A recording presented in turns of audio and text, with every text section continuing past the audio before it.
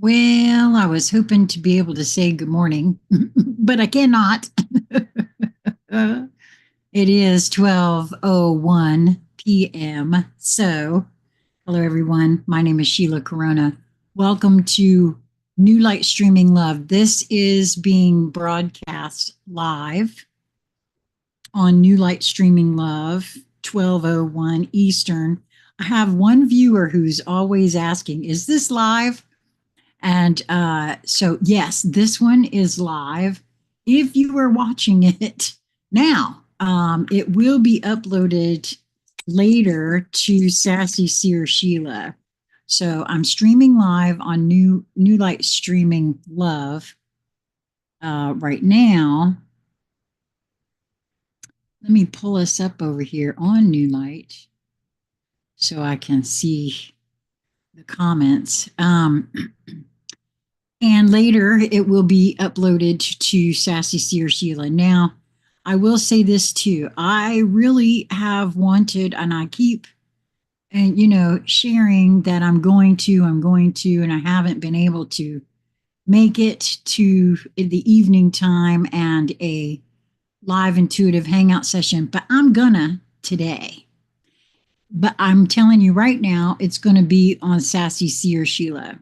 So if you are watching this live or even later after the live is over on New Light Streaming Love, and you want to participate in the live intuitive hangout session, which is where I pull cards for those who desire me to pull cards.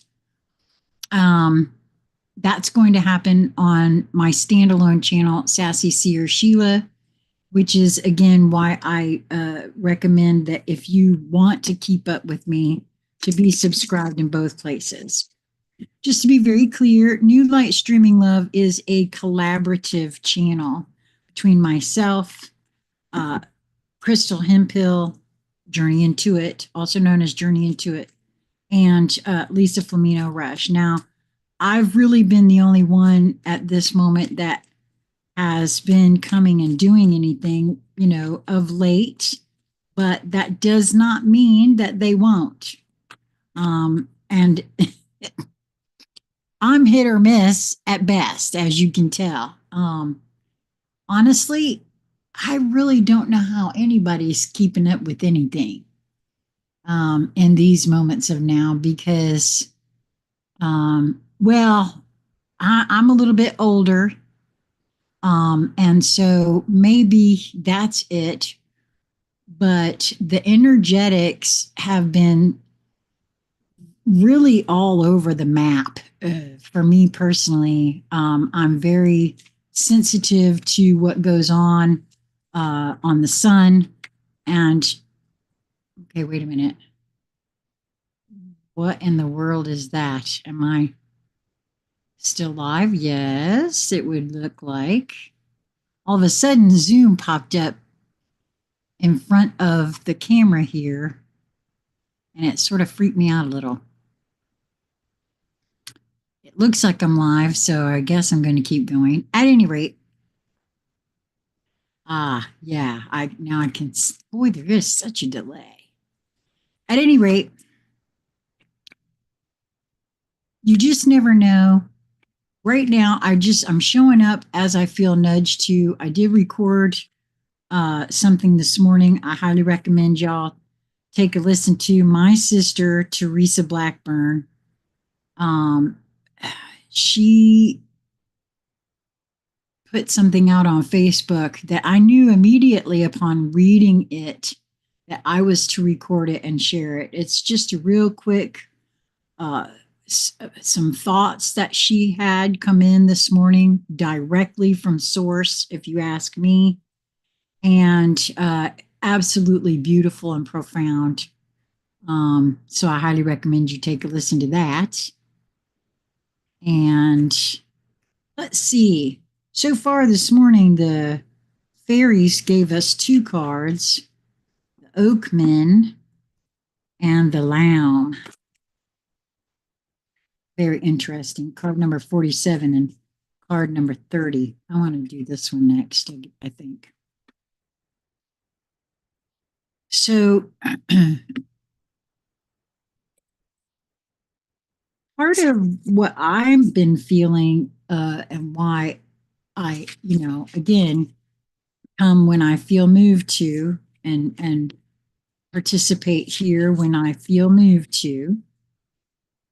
Well, because again, I feel like if we move towards that which brings us joy in each moment that presents itself, and keep our eyes and ears sharp for answers to questions that we have for ourselves, therein lie our purpose. Um, this is interesting this morning. Surrender your attachment to results. The formula for success is to do all you can to, quote, make things happen, then let go of the results. Holding too tightly to a desired outcome can sabotage it. And honestly, that quote there of making things happen, that is for me, I've come to recognize that as a programmed thought. I'm gonna make it happen. Um, which would suggest that, by hook or by crook, I'm gonna force this to happen. And maybe this, whatever it is I think I want, isn't the best thing or isn't even what makes my heart sing, right? So, which is why I think I've adopted that, following what brings one joy in each moment, and not being attached to what it looks like, but knowing what it feels like when it presents itself. Because for me personally, I've most of my life been given the message that you got to do this and you got to do that. And in order to make things happen, you got to do this and you got to do that. Wow, that that's very interesting. This card just came out, and it was in the one of the last readings that we had from um, the emotional card. But I'm feeling to do another. This one, yep. Oh my. Sky Rainbow Star. Look at that. That's beautiful.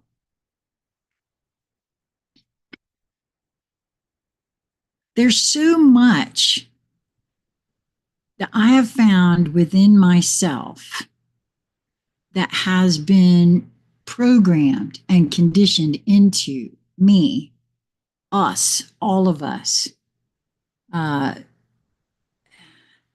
that really has no bearing, especially in this new energy. You know, um, if you're trying to produce a bunch of consumer driven slaves, then yes, you have to make things happen, because he who dies with the most toys wins, so to speak. No, nobody on their deathbed ever said, I wish I had more. I don't know. There's, at least not for me. Let's just put it that way. There is more, yes, to be had. Not consumer wise, though. There's a lot of things consumer wise that I've gotten that just made me miserable afterwards. I don't know. There's a lot in that, I think. Ooh, the choice. And my sister's words this morning was all about choices as well, too, right? This entire physical experience, really, is about choices in many ways. And nothing is wrong. There is no wrong choice. It's just, what I have I have adjudged things wrong uh, in the moment as they've happened, or bad or horrific, and then see later that it's not that way. So, I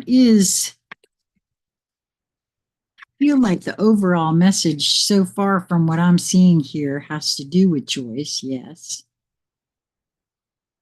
How we are willing to see things. I happen to know that the Oakman is all about how we perceive things, right? Let's see what the dream. Attune to the call. Tune in and turn on. I love the Hero's Journey Dream Oracle. Okay, let's see. Who wants to be first? The Oakmen are really screaming they want to be first.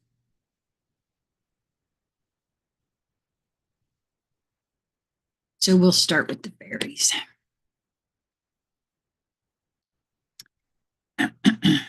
Card number 47.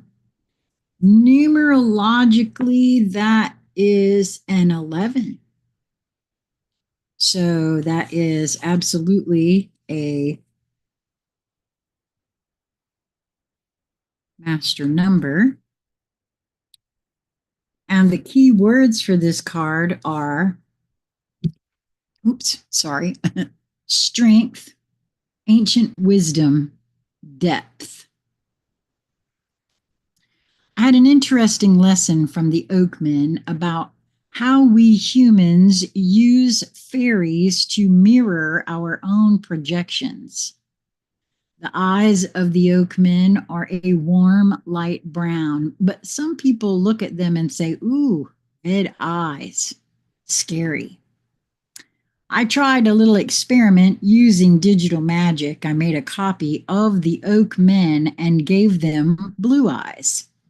I then asked some people for their impressions of the Oakmen, and words like innocent and sweet and melancholy came back. Then I changed them to an unreal looking violet and got responses like, oh, so spiritual, so wise. Had the Oakmen changed? Of course not. But what people projected onto them had. When we look at a fairy, we can simply project all of our fears and insecurities and prejudices and delusions onto them. Or we can try to see them as they are. And I think we do that with each other quite a bit. In a sense, all oracles are simply mirrors of the wisdom and confusion within the reader. And I wholeheartedly agree with that. But if we only look at them through our personal filters and projection, we learn very little. It is only when we actually try to see beyond ourselves that we begin to use the oracle as a mirror of the cosmos and all of its wisdom. One member of the oracle group looked at them and wrote, "When I see this card, I lose all track of time. I feel deep grounding and peace, contentment. Everything is there if you just take the time to be a part of it. It is a deep homecoming for me. To me, the Oakmen show the deep wisdom of age, the inner peace and strength of the elders. This is what the Oakmen are about. Can you look at them and see them as they are? Or can you only see your own projections? The universe, like the Oakmen, is full of wisdom and compassion and strength, but it doesn't always come in pretty packages. This card depicts the strength and wisdom of age. It also reminds us that what we need to know, what is truly there to be seen, cannot be discovered by a superficial glance and a hasty reaction. In a reading, the Oakmen tell us to look slowly and deeply into the heart of the matter and to see past the superficialities on the surface. Consider the history of the situation in depth and learn from the past. Consult others with more experience than you have.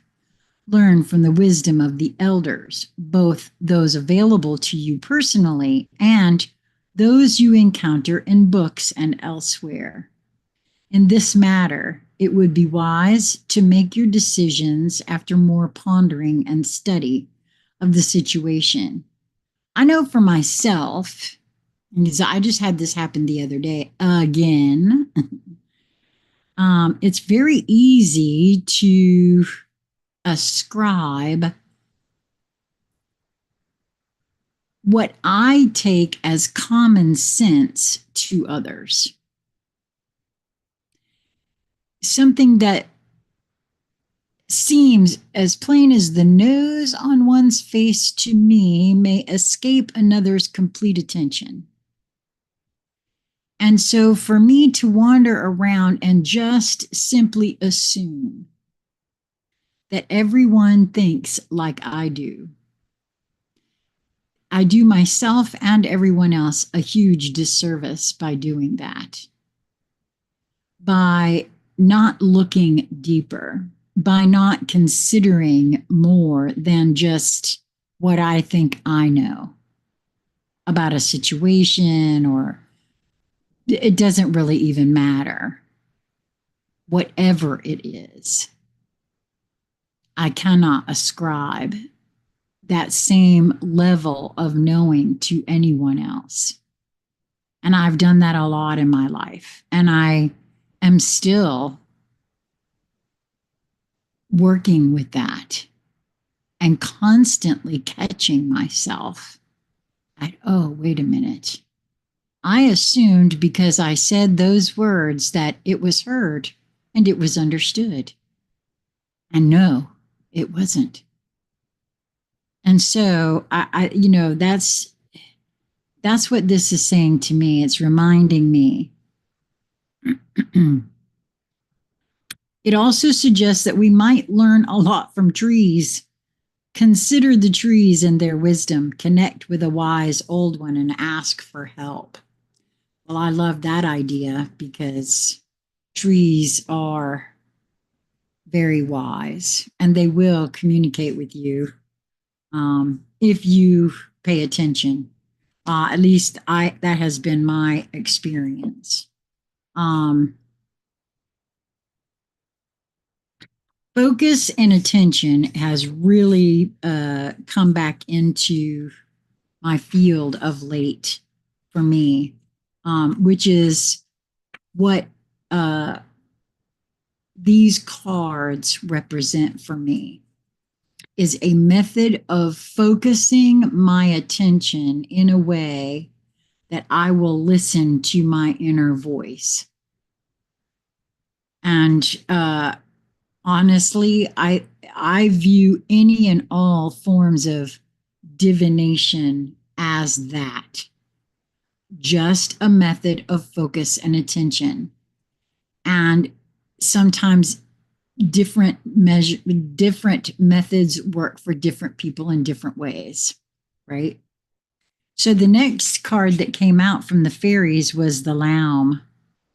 And the key words for this card are unconditional giving, unconditional receiving. She is the Lamb, in the same way that the McGregor is the chief of the clan McGregor, the Lamb of all lambs. The Lamb is a charitable soul in the old sense of the word charity, which is loving and giving. She knows the joy of giving without expectation. Oh, surrender our attachment to results, eh? Very interesting. That comes into play there. She knows the joy of giving without expectation of return. From practicing this ourselves, we learn that there always is a return, often from the least expected source. The universe likes to keep its accounts up to date, and the Lamb's job is to encourage us to keep the credit side of our cosmic accounts balanced by freely giving, which is something I highly recommend, something I've always done. I personally, as I've never called myself a light worker, I have actually called myself more of a dark worker than anything else. But as such, as a beyond quantum healer practitioner, as a tarot reader, as someone who has exposed themselves to all kinds of different ways of finding out the truth of who I am, I don't charge for anything I do, because I personally feel like just this reason here, the universe will take care of me and has so far in a beautiful, beautiful way. And I won't change that in any way, shape, or form. We have been given the earth, the sun, the stars, and the moon. We've been given trees and flowers and things to eat and a multitude of prospective friends. It's going to take a considerable amount of generosity to come into balance with all those gifts we have already received. When we fall out of balance in what we give and what we receive, we can have constipation or diarrhea of the spirit. Spiritual constipation makes us toxic and bloated and unable to deal with more intake. Spiritual diarrhea makes us energetically depleted, limp, and needy. The spiritual forms of these particular malfunctions are entirely a result of our choices about balancing our giving and receiving. You may think you have it right, but if things are not going well for you, the Lamb suggests that you think again. If you are pushing and pushing at something, that I'm going to make it happen, right? It can often help greatly just to back off, relax about it, and let the energy flow. If at the same time that you back up from your efforts, you put energy into the universe elsewhere, then energy just naturally has to flow back to you in the form of appropriate and generous. Elsewhere, then the energy just naturally has to flow back to you in the most appropriate and generous form. The universe also has to keep its accounts balanced. Studying the Lamb's picture, a discussion group member wrote, "The Lamb is still bugging me. She looks passive but watchful. I think she feels that this giving business needs a bit more explanation. It is about being ready to do that sometimes quite small thing just when it is needed. A pinch of fairy dust in just the right place at just the right time works wonders. But big clouds of fairy dust just makes everyone sneeze." This is true. Sometimes a small bit of helpfulness now prevents a big need later. And sometimes a big thing is needed right from the beginning. Another oracle reader noted that the lamb's wings looked a bit tattered and wondered if this was if this indicated that it is sometimes appropriate to give until it hurts. Yes, it is, the lamb says, not as a habit, not as a sort of martyrdom, but only on the rare occasions when it is truly needed. One of the lamb's charming customs is to give through whatever pair of hands is nearest, providing they allow her to do so. Do you let the lamb give through your hands, or do you put them in your pockets and hold back, holding on to what's yours? If so, you're missing a lot of fun, some interesting experiences, and some spiritual growth. If you are stuck or blocked in a situation and the lamb turns up in a reading, you probably need to stop focusing on what you are trying to accomplish and simply give to others freely and generously and unconditionally. Try a few random acts of kindness, unconditionally given, of course. Go do some volunteer work somewhere, mow your elderly neighbor's lawn, or take some homemade soup or some flowers from your garden to someone you know who is ill. Give some help to a coworker just because they need it. Give to a needy stranger, whether or not you think he deserves it. Take flowers into a hospital and give them to a stranger at random. Or give them to a nurse with compliments from the universe. Give a bit more than you think you can afford. Go a little bit further than you think you reasonably can. Empty your wallet or purse of all your cash for a beggar on the street. Don't worry, it will fill up again much faster than you might expect. Wow. Well, I see how that is in direct agreement with surrender the attachment to results there. So let's see who wants to go next. I think attuned to the call from the hero's journey. Yes, because the lamb has there's something specific trying to be shown here. I don't know exactly what. That one is card number 10. Attune to the call. Tune in and turn on.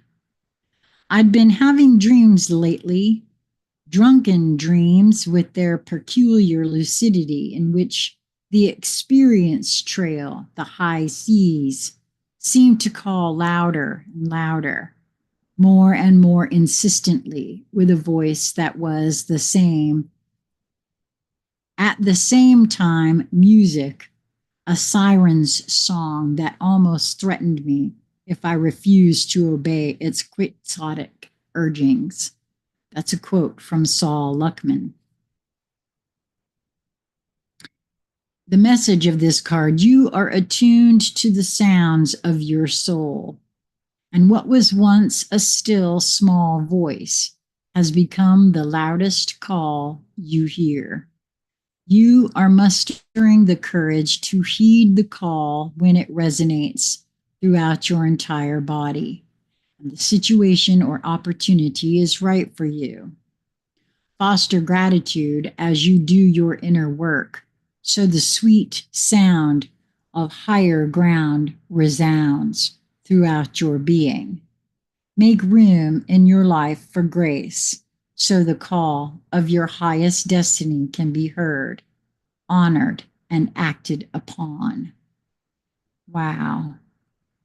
There's a dream symbol here for a phone call. It says dreams of a cell phone or talking on a phone signify communication issues.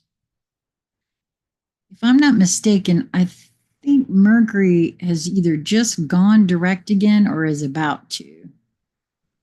And my planetary ruler, Venus, has either just gone or is about to. So that's very interesting to me that this talks about that.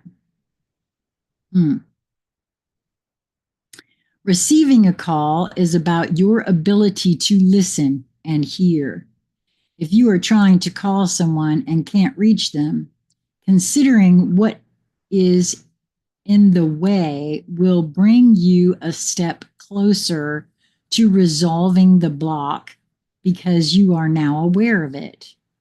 If you are successful in your connection, either speaking to or texting someone, you may be exploring your telepathic connection with this individual and or the part of yourself, the, the part of yourself the caller represents. Additionally, explore the wordplay between cell phone and self own. Well, that's very interesting since my sister's words this morning were all about sovereignty and freedom and responsibility. This dream might be a message to own your power in new and more profound ways. Yes, because she also said that you've had the power all along. We always have had the power all along. We've been convinced that we don't. So attune to the call. Oh, I love that. Okay. And kind of interesting that I've decided that no matter what, I want to do a live intuitive hangout session today.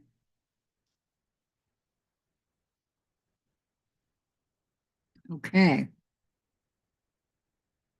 So I think we're going to do the journey of love next, which is the choice.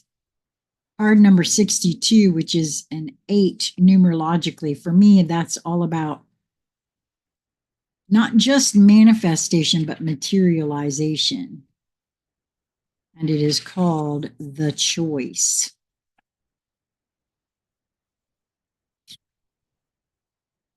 There is a choice that you need to make. You are aware of it already, or it is coming to your awareness soon. Yes, I am aware. Embrace the unknown and say yes. You have the opportunity to enrich your world, to receive, and therefore be able to share much more. If anxiety or fear arises, guilt or shame, treat it as the cleansing of your emotional waters.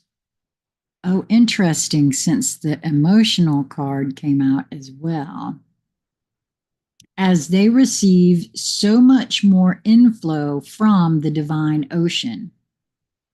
Let the old layers rise to the surface of your awareness to be washed away. What seems to be so much in the context of your own emotional waters is not so much at all when compared to what the great ocean is capable of holding. So let the divine ocean take the old, washing it away from you and replenishing you with the new. Replenishing you with the new that may serve life all the better. This oracle brings you guidance. It is safe to choose now. There is no wrong choice, just a choice that resonates with your heart. If it is challenging you, that is an opportunity for you to let the divine cleanse and lift you into the vibration where you feel at peace with your choice, where you can accept the grace it will bring to you. Do this now. It is your time to step up, make your life easier on yourself, and open to love in a more trusting way. Come now. The divine is calling you to play. Our lives are measured in choices we have made along the path we call living. Each step an opportunity. Seemingly random. Each decision moves us inexorably in a direction both unknown and yet somehow familiar. For upon reflection, the strength we find in choosing or the surrender of letting all unfold leads us to the place we started from when we made that first choice to be here again. Well, that really is very interesting given that I really do feel like we we choose first of all to come here, and we also choose to whom we're going to be born, in the idea of, you know, what sort of experiences we want to have, whether or not uh, those parents are in the position to fulfill that for us or not. Mm. So the emotional card came out first, and I'm going to read that one first. It is on page 85. No, it's on page 108. When the emotional pillar shows up in your spread, the spirits are asking you to delve inward and to connect with your innermost feeling state. This pillar is about feelings, creativity, intimacy, and connection. Okay, that's interesting.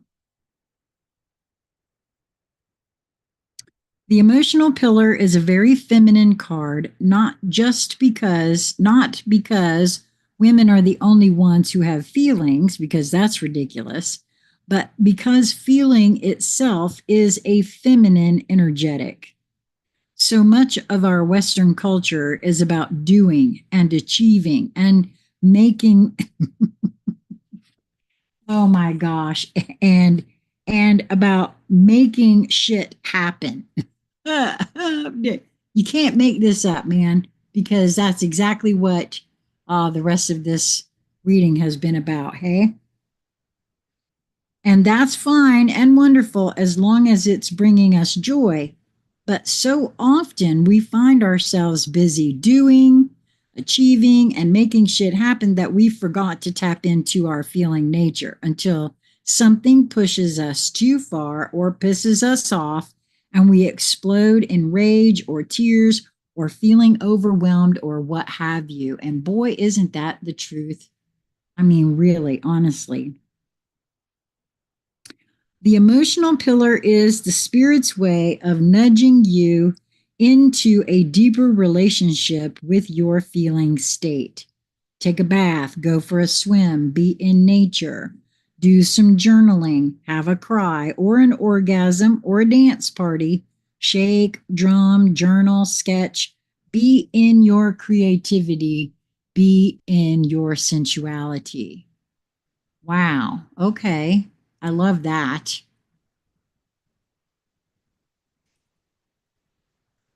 Hmm. I think today, once this is done, once I'm finished here, I think I may go out somewhere and get into some kind of other kind of creative state. So, sky, rainbow, storm. No, star. Sky, rainbow, star. Page 75. Sky, rainbow, star. This is a beautiful card. I mean, absolutely gorgeous. Life on this beautiful planet is an ever unfolding, constantly shifting, multidimensional journey. As a quantum creator, you, my dear, are designing your own journey for yourself. Allow yourself to perceive beyond limitations and ideas of linear time and peer into greater, more expanded realms of possibility that emerge from your dynamic expression. The more you can allow the many different facets of your being to express, the more potentialities you create for yourself. This means that instead of examining your life one dimensionally and seeing only one pathway for yourself, you allow yourself to see through a quantum lens, thereby manifesting many pathways and many possibilities. Living from your multidimensional expression opens up doorways that lead to magic and joy and abundance beyond your wildest, most amazing dreams. Well, there's a lot in that. And I've heard this a lot. Okay, so my housemate, Lisa Flamino Rush, has talked about for a long time now that her team shared with her that we, the Christed being, knew who he was on all 12 dimensions of self, meaning that each one of us here has 12 other dimensional portions of us. And just the other day, I happened to walk out there and heard her playing, I don't know, it was maybe a TikTok or some kind of video where there's folks that are playing with AI, and this AI was talking about actually the same thing. The very fact that there are 12, and this is our multidimensionality. Wow, there's a lot in that. I got more coming in on that. I can't exactly share. Boy, it's getting warm in this room. Okay, so that's it. That's all the reading that I have here. But wow, it felt like a huge reading today. I hope that this was helpful for you. And if you want to participate, which I don't know if this is going to, it looks like it's live, but no, absolutely no one showed up. So we'll see. If you want to participate, come to the live intuitive hangout session over on my other channel, Sassy or Sheila. And I still don't like to give out any kind of timing or anything because I don't want to be tied to anything. But that is my plan as long as the energy holds. I do feel pretty good today, so we'll see. Until next time, I hope that you will continue to move towards that which brings you joy in each moment that presents itself to you. It is just a matter of your perspective and the perception of the perspective you're holding in that moment. Until we meet again, be well, my friends.